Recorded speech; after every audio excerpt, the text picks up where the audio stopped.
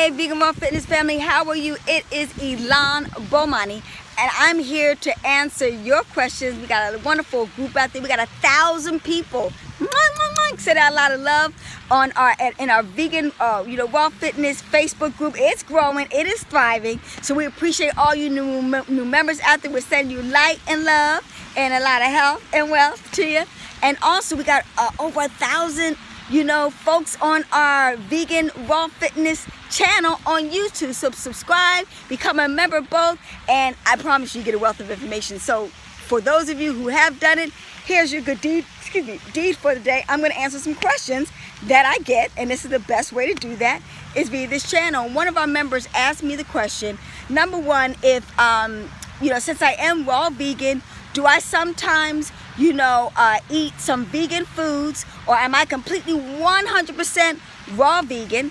And I'm going to answer that question right now and tell you, no, I am not completely raw vegan. And the vegan raw fitness was, I put vegan and then I put raw fitness because most of the people are trying to transition to a vegan diet.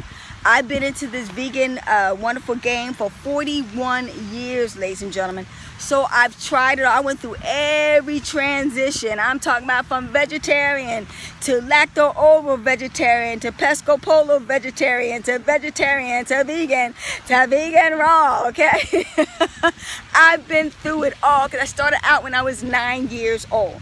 So what I'm here to share with you, and that's one thing I like about this group, because I fully do understand that it is a transitional process for all. Some people will just jump in and they'll go from me being carnivores, all the way up to being just completely herbivores and go raw vegan, which is cool for them. Some people want to take the gradual approach. So one of the key things, trying everything that I've always tried, I've chosen to be 80-20 vegan, meaning 20% I'll have vegan, cooked products and things of that nature, and the other 80% I'm having majority of raw. And the reason why is because personally I am an herbalist, and I am going to use heat. I'm going to be cooking the bark. I'm going to be cooking the roots. I'm going to be cooking the sticks and the seeds of certain herbs to bring out the molecules that are going to help fight various type of diseases and the like. Okay, number one. The other thing is, as far as veganism is concerned and being raw, is the fact that I do believe, some people are very strict in nothing animal, okay, at all, but I do partake of bee pollen. I do partake of royal jelly. I do partake of bee propolis, which comes from the bee, but I honor the bee. I allow the bee to give me what it wants. I do not take from the bee. Like people take from the cow, okay? They take from, other animals, okay, without their permission, and they take more than it was provided for them by nature.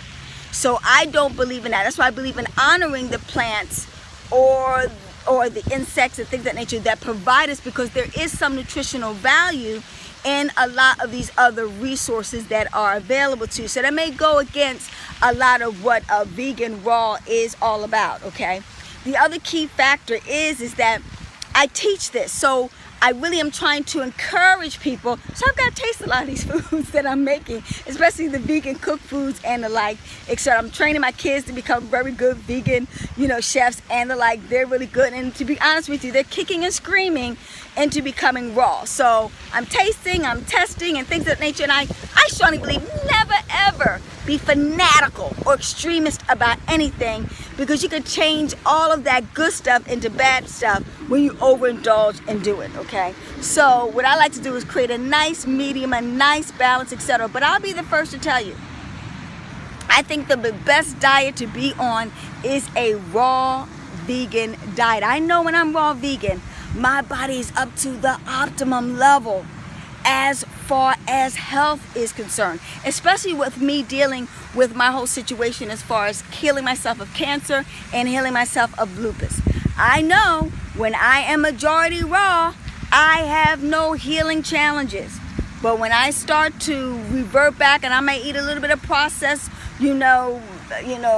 cookie or popcorn or, whatever the case may be, tasting it, because we got this really mean popcorn dish for a lot of folks that I make with some what did I make that with? With some what is that? Nutritional yeast. And with some herbs on there. I make a wonderful herb garlic popcorn that's absolutely sensational. I put turmeric on it too. Just totally healthy. Anyway, going off on a slight tangent.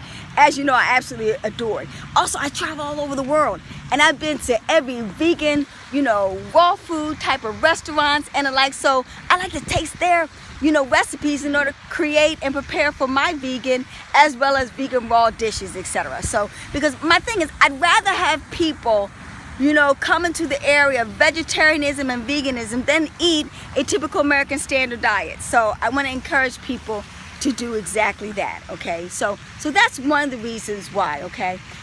So like I said, all things are balanced. I think you do need to have some heat. Not all heat is bad. I think you need to, but I do try, even if I do heat my food, I do have some what I would call below the enzymatic level of warm soups, warm, because matter of fact, I went and had a acupuncture treatment not too long ago, and she said my pancreas meridian was very weak in energy, and she said, and I didn't even tell her because I just wanted to test her out. Number one, to see if she knew what she was doing, etc. No, it was my spleen, and she said it was very weak. You're eating too much smoothies, too much